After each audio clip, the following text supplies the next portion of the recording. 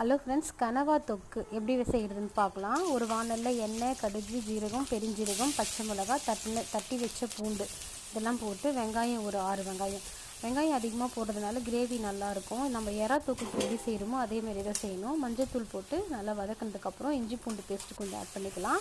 இது கூடவே தக்காளி, கருவேப்பிலை. இப்போ பார்த்திங்கன்னா நம்ம வாஷ் பண்ணி வச்ச கனவாவை போட்டு நல்லா வதக்க வேண்டியதான். இதில் வந்து பார்த்திங்கன்னா தண்ணி ஆட் பண்ணவே கூடாது, இதுவே தண்ணி சுரக்கும்.